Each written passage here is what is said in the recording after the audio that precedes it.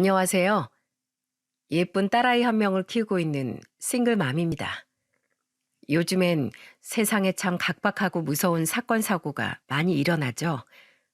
내 주위에서는 잘 보이지 않지만 뉴스에서는 경악할 만한 소식들이 곧잘 들리곤 하잖아요.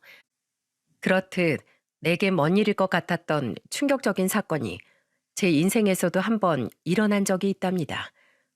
그래서 저는 저 같은 피해자가 또 나오지 않도록 많은 분들께서 경각심을 가지면 좋으실 것 같아 이렇게 사연을 보내봅니다. 저는 부모님과 오빠 한 명을 둔 평범한 서민 가정의 딸입니다. 저희 아버진 중견기업의 인사팀에서 오래 근무하다가 저와 오빠가 모두 대학생이던 시기에 퇴사 후 작은 개인 사업체를 차리셨어요. 이후 아버지는 결혼을 하겠다며 제가 3살 많은 남편을 인사시킨 후 영 탐탁지 않은 표정으로 저를 불러 말씀하셨죠. 저 친구를 어디서 만났었다고? 저 작년에 면허 땄을 때 중고차 알아보다가 중고차 매장에서 만났어요. 덕수 씨 아버님께서 중고차 상사를 하시는데 덕수 씨도 거기서 일하고 있거든요. 그래, 난 솔직히 반신반의하는 마음이구나. 네 말대로 사람은 확실히 성실해 보이는데 뭔가 말재주고 화려한데 속에 든 알맹이는 몇 없는 것 같아 영 마음에 걸린다. 있는 그대로의 모습을 내비치는 친구가 아닌 것 같아. 속으로 많은 생각을 품고 사는 사람은 옆에 있는 사람을 간혹 지치게 하는 법이다. 아버지는 정말로 남편이 평생의 배우자감이 맞는 것인지 신중하게 생각해 보라며 제게 조언해 주시더군요. 저는 그런 아버지에게 제가 왜 남편을 선택했는지 말씀드렸죠. 제가 처음 중고차를 사러 갔을 때 아버지, 그때 제가 구매 전에 잠깐 주행해 본다며 차를 몰고 나가자마자 가벼운 사고를 냈는데 조수석에 같이 타고 있던 덕수 씨가 저한테 화 한 번 안 내고 엄청 잘 챙겨주더라고요. 결국 그 차를 사게 되긴 했는데 수리도 싸게 받을 수 있게 도와줬고요. 물론 제가 손님이니까 그렇기도 했겠지만 제가 겪어본 덕수 씨는 자기 일 정말 열심히 하고 정직하고 착한 사람이에요. 덕수 씨 아버님도 마찬가지고요. 이런 사람이라면 가족에게도 분명 책임감 있고 좋은 가장이 될 거라고 전 생각해요. 아버지는 제 말을 들으시고도 내키지 않는 표정을 지으셨습니다. 하지만 결국 전 나이 31에 아버지를 설득해서 남편과 결혼을 하게 되었어요. 결혼 후엔 저희 부모님은 가족이 된 남편에게 무척이나 잘해주셨죠. 그리고 저희 부모님과는 다르게 저희 시부모님은 처음부터 절 아주 귀한 사람 대하듯 반겨주시더라고요. 결혼 후 남편은 저희 아버지의 걱정이 무색하게 저에게 무척이나 잘했습니다. 신혼의 행복 속에서 결혼한 지 1년 만에 딸아이가 태어나자 우리 부부뿐 아니라 양가는 거의 축제 분위기였어요. 지희야, 할아버지 해봐라. 어? 당신도 참 아직 돌도 안 된 애가 그런 말을 어떻게 해요? 특히 시아버지는 저희가 시댁에 갈 때마다 손녀에게서 눈을 떼지 못하시더군요. 저보다 먼저 결혼한 오빠 덕에 이미 두 손주를 보셨던 친정 부모님과는 다르게 시부모님께선 처음 안아보는 손주셨거든요. 남편보다 2살 어렸던 시동생은 아예 결혼 생각이 없었고 시동생보다 3살 어린 시누이는 시집은커녕 아직 남자친구조차 없었죠. 정말 행복했어요. 제가 무슨 복이 있어 이런 좋은 남편과 시댁을 얻었나 싶었죠. 남편은 가정에 잘하면서도 자식이 생긴 만큼 더욱 돈을 열심히 벌어야겠다며 일에도 엄청 열정을 많이 쏟더라고요. 그 모습을 몇 년간 지켜본 시아버지는 저희가 결혼한 지 3년쯤 지났던 어느 날 시동생과 시누이까지 모두 모인 자리에서 중대한 결정을 발표하셨습니다. 내 사업체를 덕수에게 물려주려고 한다. 내가 오래도록 옆에서 지켜보니 그 정도 열정이면 내가 평생 일군 매장을 말아먹진 않겠어. 물론 여러 문제로 명의는 아직 내 앞으로 두겠지만 나는 가장이라는 책임감도 있는 만큼 앞으로도 덕수 네가 잘 해나갈 거라고 믿는다.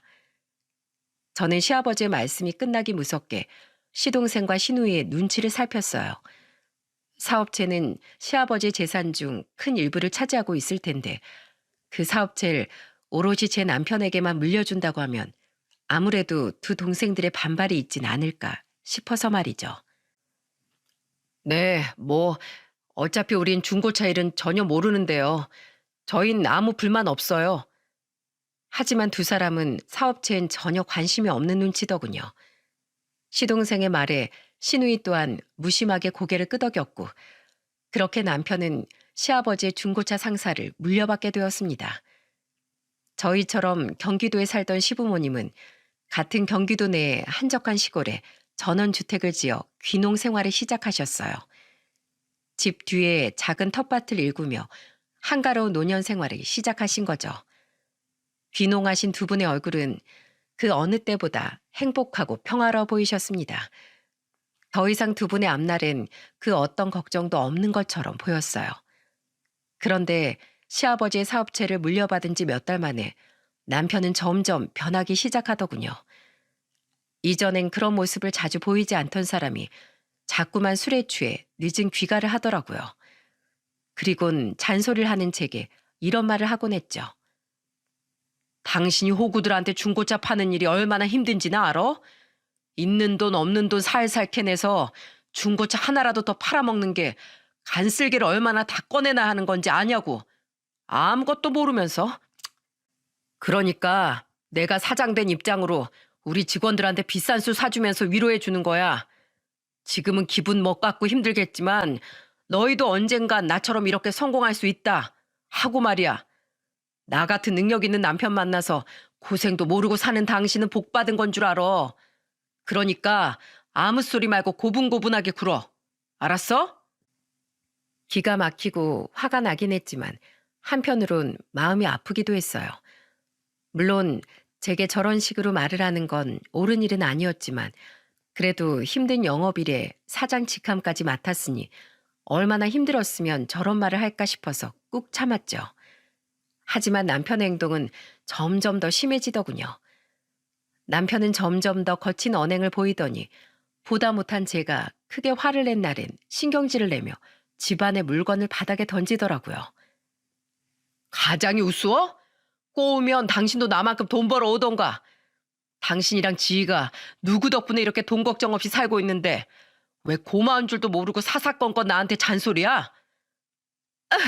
엄마, 아빠 무서워. 큰 소란에 잠에서 깬 어린 딸은 무서웠는지 제게 달려와 안기더군요. 저는 딸이 다칠까 싶어 방으로 데리고 들어왔고 한참 동안 밖에서 혼자 구시렁대던 남편은 아침에 나가보니 소파에 골아 떨어져 있더라고요.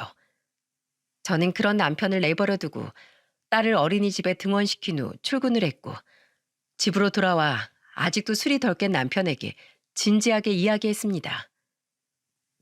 당신 어제 나한테 한 일 다 기억나지? 당신 아무리 취해도 기억은 다 멀쩡한 사람이잖아. 아, 어젠 내가 너무 심했어. 미안해 여보. 아니, 이건 미안하단 말로는 안 끝나. 당신 어제 나뿐만 아니라 우리 지희를 다치게 할 뻔했어. 어떤 경우에도 절대 그런 행동은 난 용서 못해. 그럼 지금 이혼하자는 소리야? 여보, 어젠 내가 너무 취해서 그랬어. 정말 미안해. 내가 진짜 잘못했어. 두 번 다신 안 그럴게. 마음 같아선 당장이라도 당신이랑 갈라서고 싶어. 근데 내가 우리 지희를 봐서 우리 지희 아빠 없는 애 만들기 싫으니까 이번 딱 한 번만 용서해 줄게. 근데 다음에 또 이러면 그땐 우리 끝이야. 알았어? 알았어, 여보. 미안해. 나 용서해줘서 고마워. 말로만 하지 말고 여기 각섰어. 그땐 두말 없이 나랑 이혼하겠다고. 각서까지? 꼭 이렇게까지 해야겠어? 왜, 싫어? 싫으면 그냥 지금 이혼할래? 아니야, 여보. 쓸게. 근데 여보, 이건 우리 부부끼리 일인데 설마 우리 부모님한테 말하진 않을 거지? 이런 일 괜히 말씀드리면 우리 부모님들만 속상하시잖아. 그래도 술에서 깬 남편은 자기 잘못은 아는지 제게 싹싹 빌더군요. 그 모습에 저도 마음이 조금 풀어진 터라 그날 일은 제가 각서를 받는 것으로 우리 사이에서 마무리가 되었습니다. 그런데 며칠 뒤 주말 시아버지께선 다른 일로 잔뜩 화가 나 저희 집까지 올라오셨더라고요. 무슨 일인지 시아버지는 남편에게 화가 단단히 나신 듯 했습니다. 시아버지의 그런 모습을 처음 본 저는 얼른 들어가서 남편을 흔들어 깨웠어요. 남편은 술이 덜 깼는지 눈도 제대로 뜨지 못하고 거실로 비척비척 걸어 나오더군요. 시아버지는 그런 남편에게 대뜸 호통을 치셨죠. 야, 이놈아! 너 대체 매장 운영을 어떻게 하는 거야? 예? 아버지, 지금 갑자기 오셔서 무슨 말씀을 하시는 거예요? 남편은 아직 상황 파악이 덜 됐는지 여전히 졸린 목소리로 묻더라고요.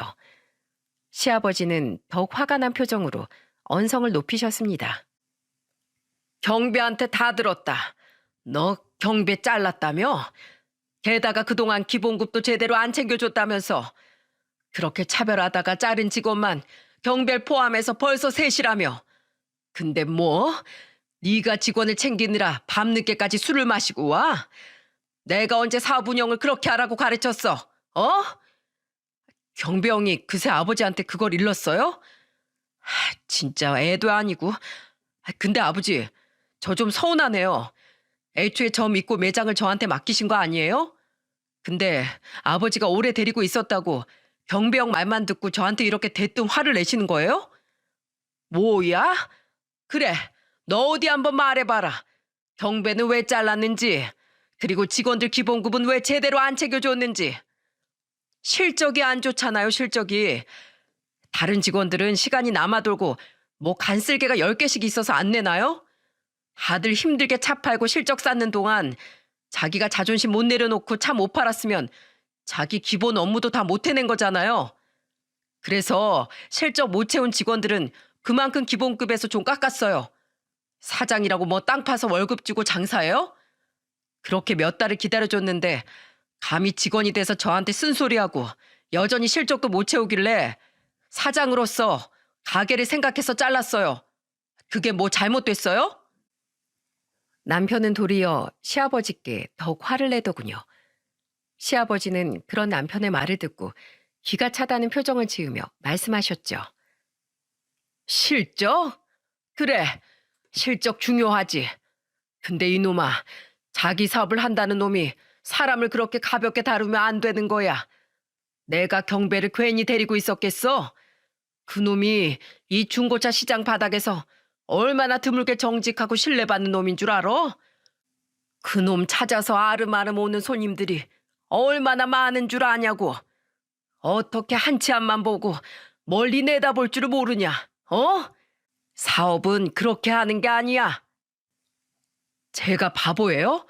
저도 경배형이 어떤 사람인진 알아요. 근데 사장인 제 뜻과는 맞지 않는 사람이라고요. 저한테 온전히 사업을 맡기셨으면 아버지도 당장 눈앞의 일만 보시지 말고 좀 지켜봐 주세요. 지금 사장은 저잖아요. 제가 얼마나 이 가게를 더 키우고 성공시키는지 지켜보시라고요. 남편과 시아버지는 그렇게 한참을 언성 높여 싸웠습니다. 그날 일은 결국 시아버지께서 남편에게 경고를 남기는 것으로 마무리가 되었죠. 그래, 네가 그렇게 자신만만하니 내 이번 일은 그냥 넘어가마. 그래도 약속된 기본급조차 안 챙겨주는 건 엄연한 불법이야. 한 번만 더 문제 생기면 그때 내가 그 가게 팔아넘긴 한이 있더라도 앞으로 너한테 더 맡기는 일은 없을 거다. 그리고 앞으로 술 먹는 일도 줄여. 직원들한테 비싼 술 사주는 일이 직원 복지인 양아치 같은 회사가 어디 제대로 굴러는 가겠어? 내 말 흘려들을 생각하지 말고 명심해라.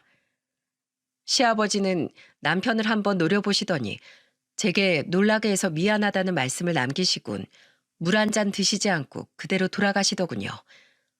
딸이 방에서 잠을 자고 있긴 했지만 손녀의 얼굴 한번 안 보고 돌아가시긴 난생 처음이었죠. 남편은 분해 보이긴 했지만 시아버지의 말을 거역하지 못하겠는지 정말로 이후 술자리에 참석하는 횟수를 조금이나마 줄였어요. 그리고 이전만큼은 아니어도 조금은 가정에 충실한 모습을 보이더군요. 그 모습에 그래도 저는 이 정도면 딸의 부모 정도의 관계로만 지내기엔 충분할 것 같다고 여겼습니다. 하지만 그건 남편과 결혼을 결심한 것만큼 어리석은 생각이었죠. 남편이 중고차 상사를 물려받은 지 2년 뒤 어느 명절날 친정아버지는 조금 쑥스러운 말투로 남편에게 이런 말씀을 꺼내시더군요. 고서방, 내가 이런 말 하기 참 나쁘끄럽네만 나도 비싼 수입차 한번 끌어보고 싶어. 근데 우리 큰애가 내 말을 듣더니 오늘 제 처가로 출발하기 전에 자네한테 물어보는 게 어떻겠냐고 하더군. 그 말을 들어보니까 나도 크게 새 차에 대한 욕심은 없으니 중고차를 사는 것도 괜찮겠다는 생각이 들었어. 그래서 말인데 혹시 자네 매장에서 고가의 수입차도 취급하나? 물욕 한번 부릴 줄 모르던 친정 아버지셨건만 아버지도 차에 대한 로망이 있으셨던 것 같더라고요. 하긴 생각해보니 아버진 이전에도 차를 뽑을 땐 항상 한 달이 넘게 오래도록 고민을 하곤 하셨죠. 거기다가 성격상 워낙에 꼼꼼한 분이다 보니 이것저것 가성비 또한 따져보신 것 같았어요. 아버지의 말에 남편은 흔쾌히 웃으며 이렇게 말하더군요. 그럼요, 장인어른. 중고차 상사하는 사위 이럴 때 요긴하게 써먹으셔야죠. 말 나온 김에 조만간 저희 매장 한번 들르세요, 장인어른.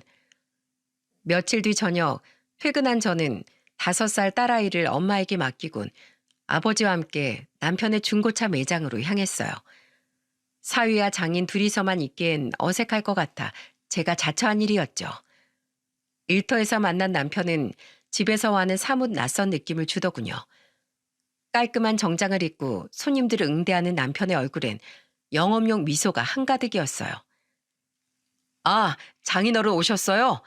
당신도 왔네. 잘 왔어. 장인어른, 이쪽으로 오세요.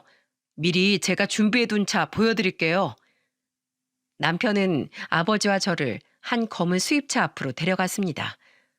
누구나 알만한 외국 브랜드의 그 차는 차를 잘 모르는 제가 봐도 굉장히 비싸 보이더라고요.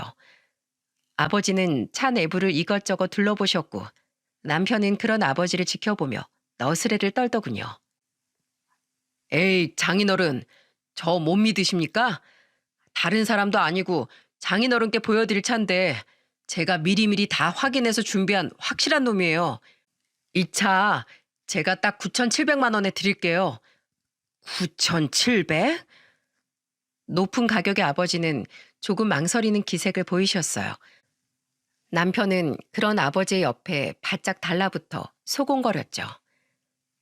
장인어른, 원래 이 차 1억 2천 훌쩍 넘어가는 차예요.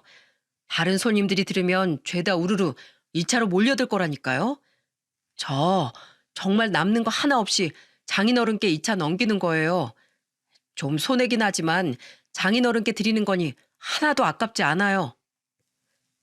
남편의 말에 아버지는 잠시 고민을 하시더군요. 하지만 이내 아버지는 남편을 믿기로 결정하신 듯 고개를 끄덕이셨고 남편이 신난 표정으로 미리 준비해둔 계약서를 꺼내더라고요. 그렇게 아버지는 남편에게 수입차를 구매하셨고 그날 남편이 퇴근하길 기다렸다가 고맙다며 우릴 한우집으로 데려가셨습니다.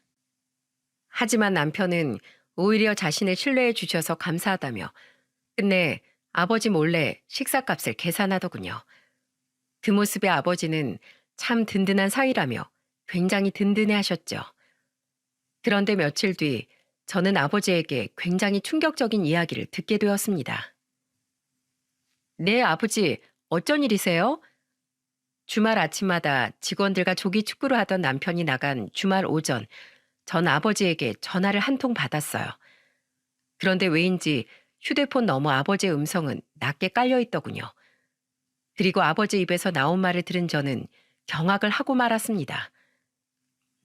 얘 나이야. 너 네 남편 좀 조심해야겠다. 장인한테까지 사기 쳐먹는 놈이 어디 사람이냐? 네? 사기라뇨? 아니 그게 무슨 말씀이세요? 내가 혹시 몰라서 차 상태에 대해 제대로 알아놓으려고 점검을 받으러 카센터에 갔었다. 아무래도 중고차니까 새 차처럼 온전하지 못할 거 아니니. 그런데 카센터 직원이 나한테 곤란한 표정을 지으면서 충격적인 얘기를 하더구나.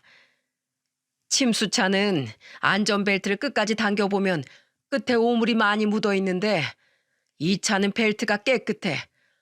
근데 그 직원이 차 제조일과 벨트 제조일이 다르다면서 아마 최근에 벨트만 새로 교체한 것 같다고 말하더구나. 그렇게 침수차가 아니라고 속여서 판매하는 중고차 딜러들이 있다면서 말이야. 게다가 트렁크 밑바닥이나 차 곳곳에 미세하게 얼룩이 있는 걸 보니 침수차가 확실하대.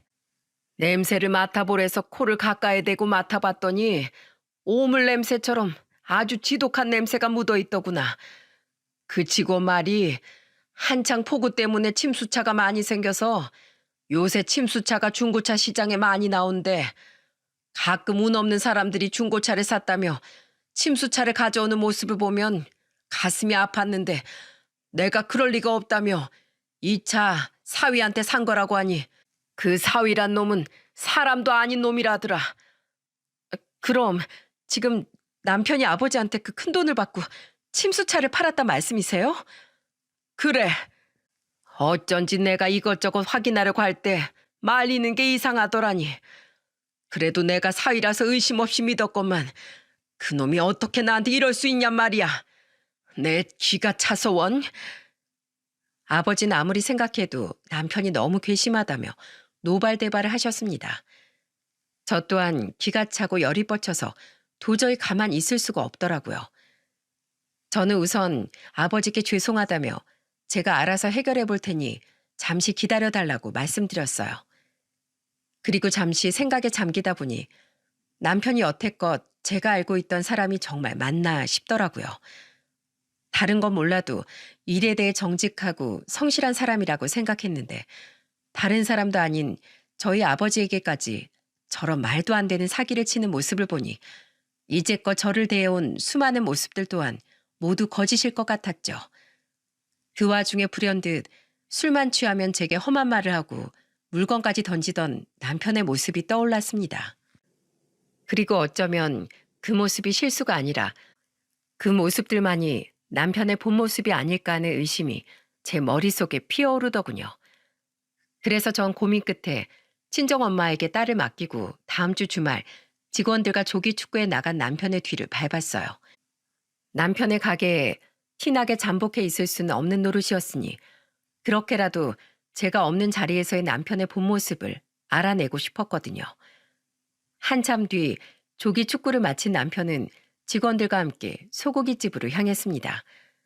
마스크에 모자에 스카프까지 둘렀던 전 급하게 남편의 뒤로 따라 들어가 칸막이가 쳐진 단체석의 뒷자리에 자리를 잡고 식사 메뉴를 하나 시켰죠. 그리고 혹시 몰라 녹음을 하며 남편과 직원들의 말을 듣고 있던 저는 너무 놀라 그만 기함을 하고 말았습니다. 남편의 중고차 상사는 상상 이상으로 양아치 소굴이더라고요. 자, 다들 이번 분기 최고 실적을 낸 박 실장을 본받도록 해.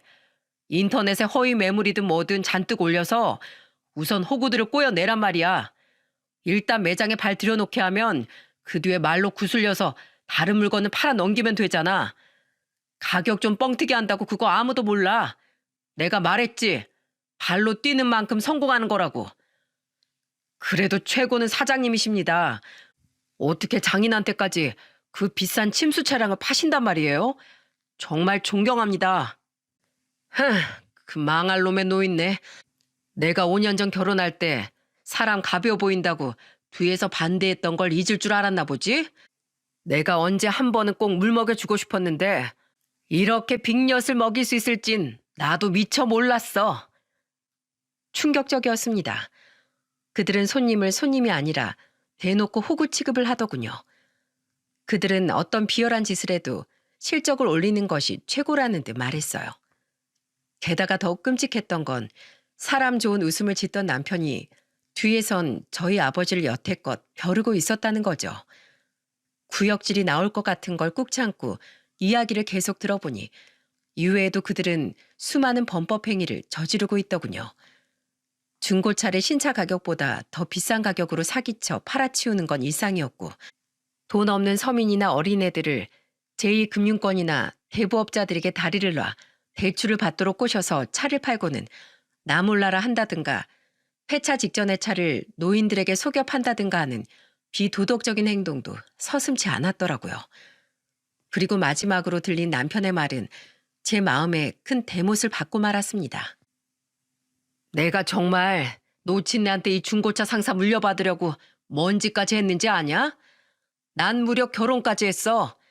사기랑 폭행죄로 교도소 한번 다녀오고 나서 돈 나올 때 뭐 없나 궁리하다가 이 사업체 좀 집어삼키려고 내가 우리 아버지 아래에서 2년이나 일했는데 그 의심 많은 노친네가 아주 꿈쩍도 안 하더라고.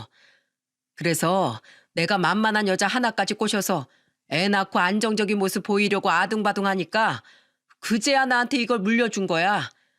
아유, 호구한테 차 10대 파는 것보다 마음에도 없는 여자 꼬시는 게 10배는 더 어렵더라. 근데 그 와중에 아직도 사업자 명의는 나한테 안 돌려줬어. 그 지독한 인간이. 사장 됐다고 이젠 좀 내 맘대로 해도 되려나 싶었더니 경배 그 자식 좀 잘랐다고 쫓아와서 노발대발 하더라고. 내가 조금이라도 호구피 좀 빨아먹으려고 하면 득달같이 와서 말리던 그 꼰대 말이야. 그러니까 내가 호구들 돈이라도 등쳐먹지 않으면 억울해서 배겨? 그래도 우선은 내가 사장이니까 우리 그 노친네 모르게 잘 헤쳐먹자고.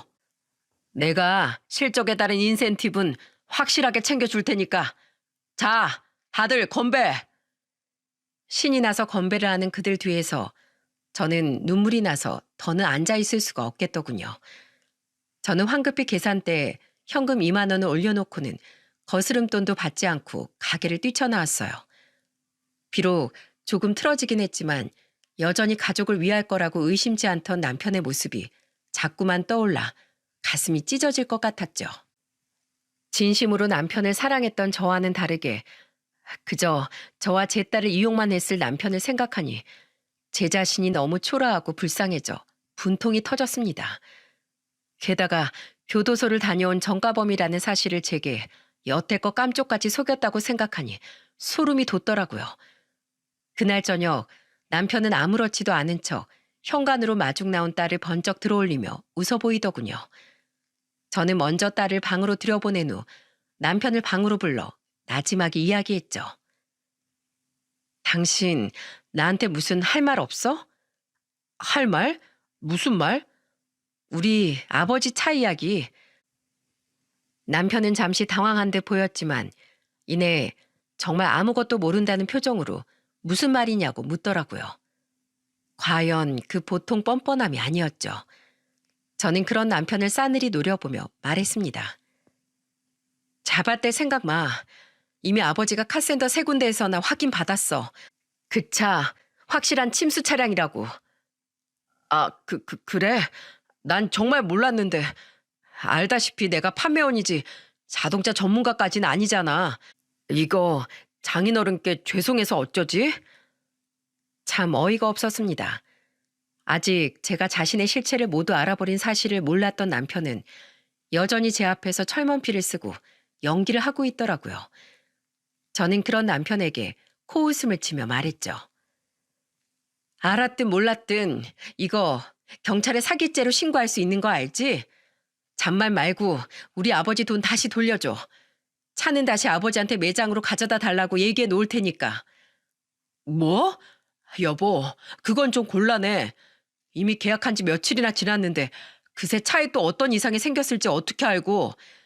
나도 장인어른께 진짜 믿지는 심정으로 그 차 넘겨드린 거야. 매물로 올렸던 그 차를 보러 왔던 손님들을 내가 몇 번이나 돌려보냈는데 이제 와서 이러면 내가 손해라니까? 장인어른께 그 차 그냥 타시라고 하면 안 돼? 어차피 침수차나 일반 중고차나 다 거기서 거기야. 어? 아니면 내가 장인어른 찾아뵙고 직접 오해를 풀고 말씀드릴게. 침수차나 중고차나 거기서 거기라고? 내가 바본 줄 알아? 나도 인터넷에 충분히 검색해 봤어.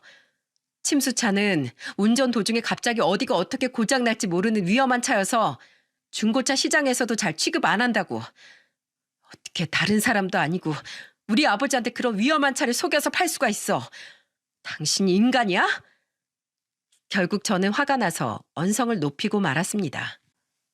그러자 남편은 제 말에 기분이 나빴는지 인상을 팍 찡그리며 휴대폰을 침대에 던지더군요.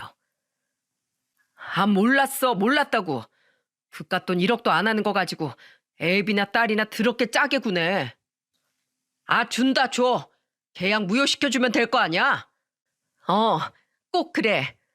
아니면 나 남편이고 뭐고 사기죄로 확 진짜 신고할 거야. 내일 당장 우리 아버지한테 그 돈 한 푼도 빼지 말고 전부 돌려줘. 저는 씩씩대며 딸의 방으로 향했고 그날은 딸과 함께 그 방에서 잠을 청했습니다. 사실 마음 같아선 당장이라도 이혼을 통보하고 싶었지만 예전과 달리 지금은 남편이 무서웠어요. 남편이 사기도 모자라 폭행죄로 교도소를 들락거렸다는 사실을 알아버렸으니까요. 지금은 최대한 안전하게 아버지의 돈부터 돌려받고 그 이후에 이혼 소송을 진행하자 싶었죠. 다음날 남편은 잔뜩 약에 올랐는지 저 들으라는 듯 문을 발로 뻥뻥 차대며 일찍 출근을 하더군요. 남편이 나간 사실을 확인한 후에야 저는 안도의 한숨을 쉬고 딸을 어린이집에 맡겼습니다. 그리곤 회사에 휴가를 쓰고 전날 알아본 변호사 사무실로 찾아가 이혼 소송을 준비하기 시작했습니다. 그날 점심시간이 조금 지난 시간 남편에게서 전화가 한 통 걸려오더라고요. 여보, 출근했어? 어제하고 오늘 아침엔 내가 미안해. 큰 돈이 걸려있기도 하고 나도 억울하다 보니 내가 감정이 조금 격해졌나 봐. 방금 장인어른 오셔서 차 돌려주시고 돈도 돌려받고 가셨어. 앞으로 이런 일 없게 할 테니까 당신도 기분 풀어. 알았지? 예전 같았으면 저도 깜빡 속아 또다시 남편의 말을 믿었을지도 모릅니다. 하지만 이미 저는 시아버지에게 사업체를 다시 빼앗길까봐 저와 이혼을 두려워하는 남편의 실체를 알고 있었기에 그런 남편의 말이 가증스러웠죠. 남편과 전화를 끊은 저는 곧장 아버지에게 전화로 돈을 돌려받았는지 다시 한번 확인을 했어요. 그 후엔 집으로 달려가 짐을 싸서 모조리 차에 실었습니다. 그리곤 어린이집에서 딸을 찾은 후 친정집으로 향했죠. 제게서 자초지종을 모두 들은 부모님은 경악을 금치 못하셨습니다. 아버지 또한 남편이 몹쓸 놈인 정도로만 알았지 이 정도로 철저하게 우리 모두를 속였을 거라곤 상상도 못하셨던 것 같았어요. 아버지는 분노를 금치 못하고 일을 가셨죠. 이게 대체 다 무슨 일이니? 그럼 사돈들도 전부 한통 속으로 널 다 속였다는 말 아니냐? 펑펑 울며 한탄하시는 엄마의 말을 듣자 저를 기비 모시듯 귀하게 대해주신 시부모님이 생각나더군요. 그제야 빠져버린 하나의 퍼즐이 맞춰지는 듯 했습니다. 자식이 어떤 인간인지 부모된 입장으로 몰랐을 리가 없었으니 두 분 다 알고서도 남편의 갱생을 위해 저를 속였던 거였어요. 거기까지 제 생각이 미치자 온몸에 소름이 돋고 배신감에 몸서리가 쳐지더라고요. 그날 저녁 저는 남편까지 함께 있는 시댁 식구들의 단체 채팅방에 남편과 직원들의 대화가 녹음된 파일을 전송했습니다. 그리고 그 아래 문자 한 통을 덧붙였죠. 한 사람도 빠짐없이 지난 5년간 한통속이 되어 저를 다 속이셨네요. 그 죄값 언젠가 다들 달게 받게 되실 겁니다. 이만 전 끔찍한 이 사람에게서 벗어나겠습니다. 문자를 받고 제일 먼저 제게 전화를 건 사람은 다름 아닌 남편이었습니다. 전화를 받자마자 남편은 제게 입에 개거품을 물고 노발대발하더군요. 야, 어디서 사람 뒤통수를 쳐? 너 진짜 무서운 여자였구나. 음흉하게 내 뒤를 밟았어? 그럼 나랑 먼저 얘기할 것이지. 그걸 왜 가족들한테 죄다 얘기해서 사람을 곤란하게 만들어? 너 어디야? 친정이야? 기다려. 내가 당장 찾아갈 테니까. 오기만 해.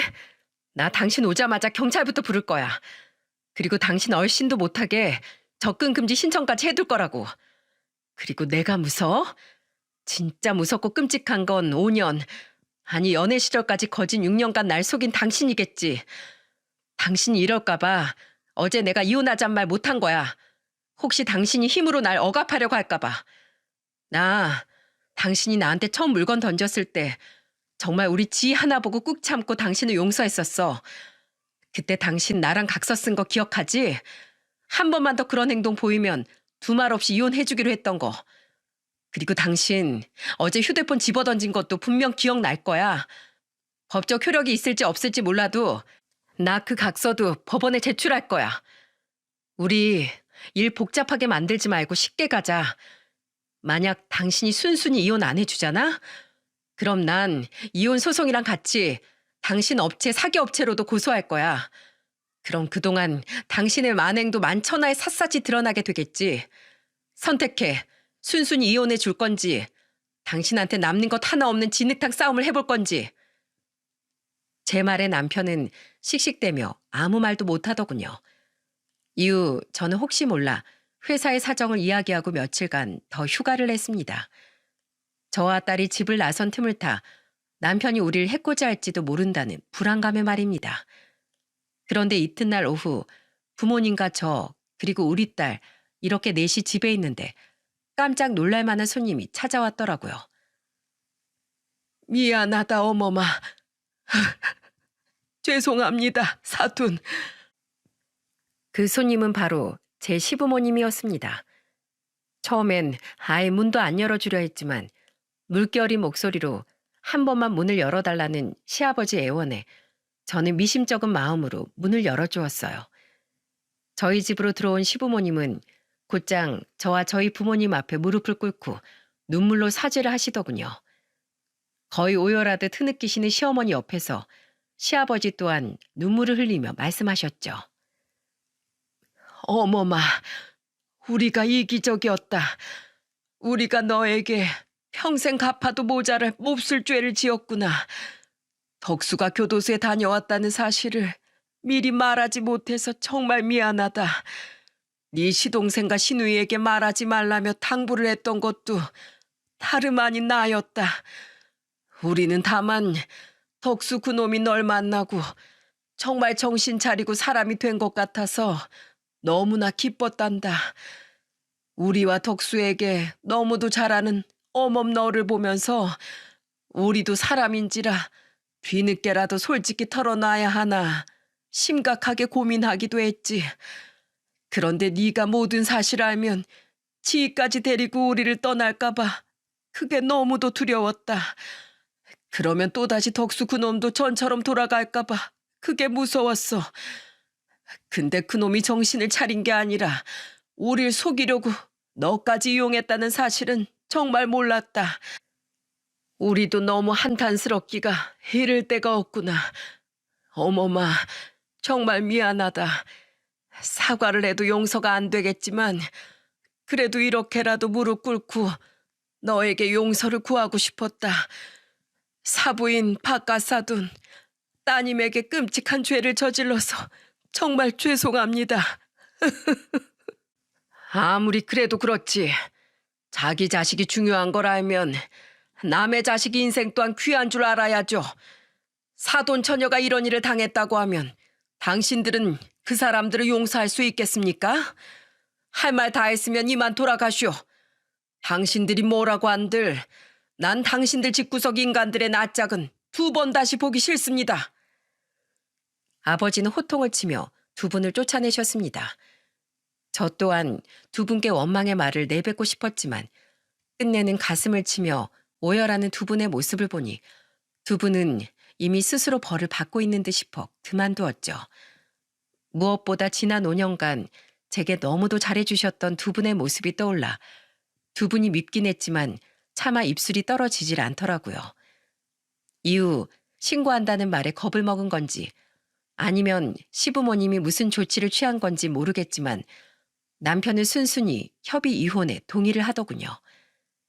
저는 적당한 재산 분할과 양육권을 받고는 남편과 재빨리 관계를 정리했습니다. 법원에서 만나서도 찔러도 피 한 방울 나오지 않을 것처럼 저를 노려보던 남편은 이혼 의사를 확인하러 법원에서 만난 마지막 날 제 손을 잡고 있던 딸을 물끄러미 바라보더군요. 혹시 남편이 무슨 해코지를 할까 싶어 저는 딸을 뒤로 숨기려 했는데 저보다 한 발 먼저 딸이 남편에게 달려갔어요. 아빠, 어디가? 아빠는 왜 우리랑 같이 외갓집에서 안 살아? 우리 집 아빠 보고 싶었어? 아빠가 연락 못해서 미안해. 근데 아빠가 앞으로도 멀리 일하러 가게 돼서 우리 지희한테 연락을 잘 못할 것 같거든? 그러니까 지희, 그동안 엄마 말씀 잘 듣고 잘 지내고 있어. 알았지? 그런 인간도 구성에는 있어.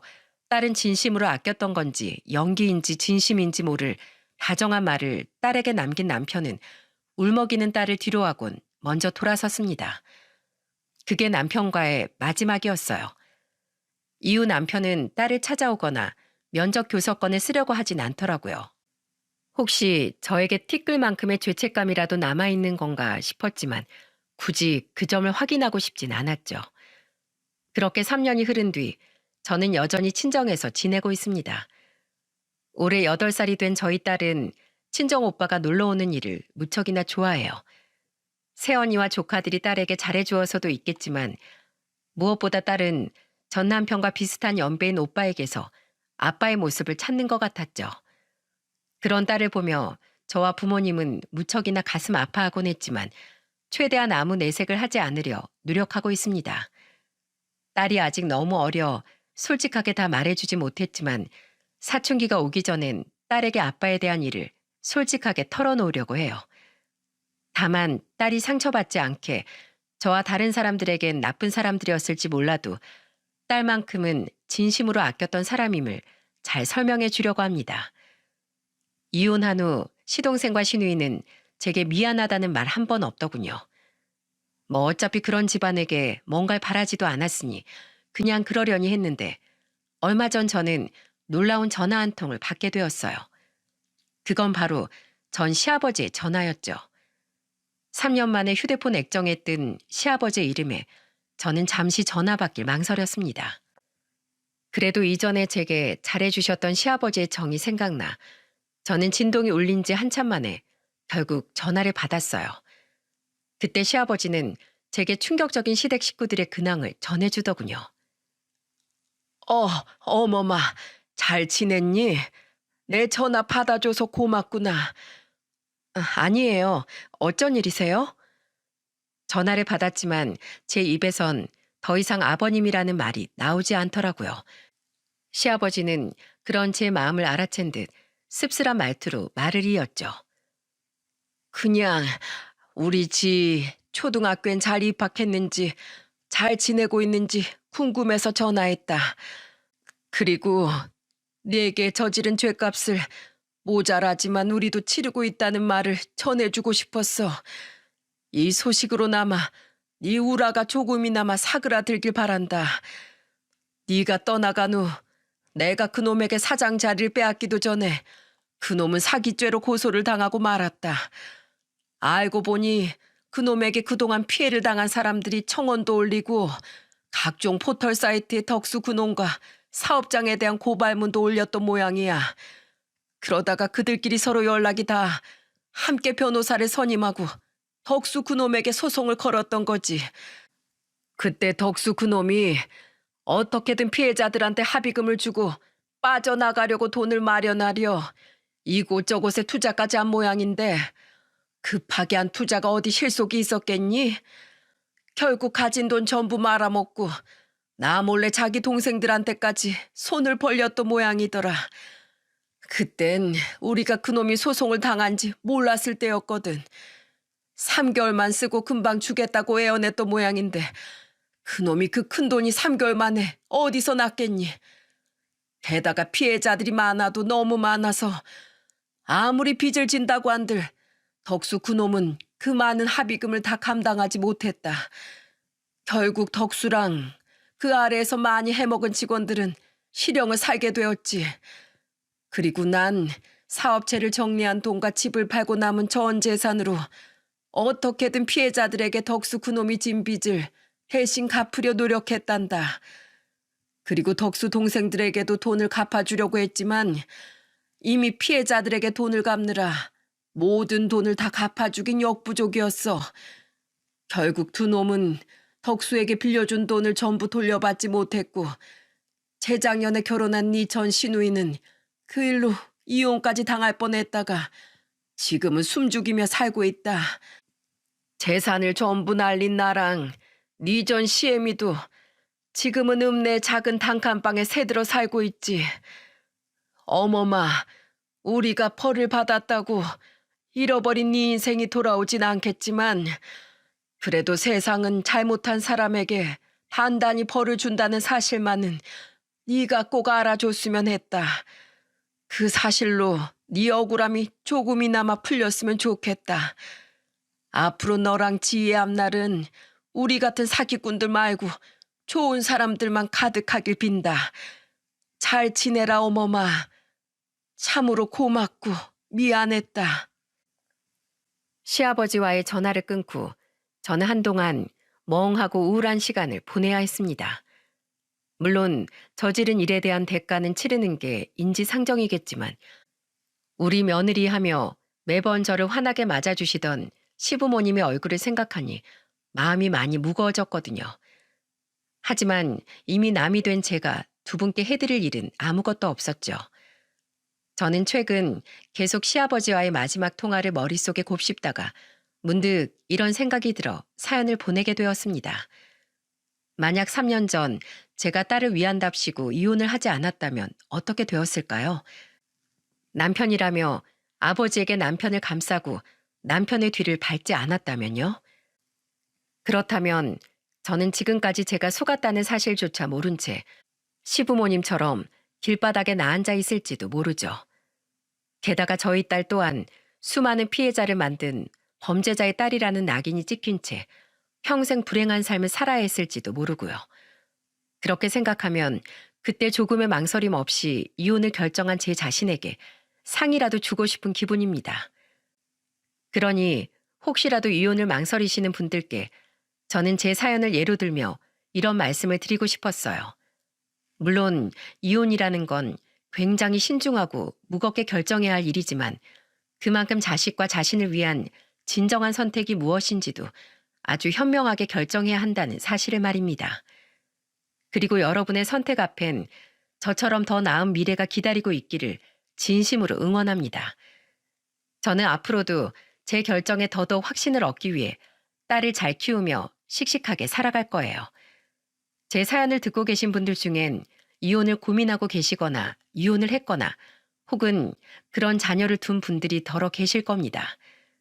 당사자는 아니지만 혹시 그런 주변인이나 자녀가 있는 분들이라면 이혼을 무작정 부정적으로만 보지 마시고 한 번쯤은 그들의 편에 서서 응원해 주셨으면 좋겠어요. 여러분들의 응원은 분명 조금이라도 망설이고 있을 그들에게 큰 힘이 되어줄 테니까요. 마지막으로 혹시 모를 오해를 방지하기 위해 한마디 덧붙이자면 제 전남편과 그 무리의 일만 가지고 특정 직업을 색안경을 끼고 보진 않으셨으면 좋겠습니다. 사연 속에서도 말했듯 남편이 업장에서 내쫓은 몇몇 직원들처럼 세상엔 정직하게 일하는 분들이 더 많을 테니 말이죠. 마지막으로 시청자분들에게 부탁 말씀드립니다. 현재 저희 사연투브 영상을 불법으로 다운받아 영상을 올리는 채널들이 생겨나고 있습니다. 유튜브 측의 조치를 취하고 있지만 현재 우후죽순 새롭게 생겨나는 채널들로 인해 영상을 제작하는 데 큰 어려움을 겪고 있습니다. 다시 한번 말씀드리지만 저희 사연투브는 서브 채널이 없으며 오로지 이 사연투브에서만 방송을 하고 영상을 올린다는 점 꼭 기억하시고 생각해 주시면 감사하겠습니다. 혹여라도 저희 사연 채널을 불법으로 다운받아 방송을 하는 채널들이 있다면 그냥 무시하고 지나가시길 부탁 말씀드립니다. 저희 사연투브를 항상 응원해 주시고 사랑해 주시는 구독자님들에게 더 좋은 방송으로 찾아뵐 수 있도록 최선의 노력을 다하겠습니다. 항상 감사합니다.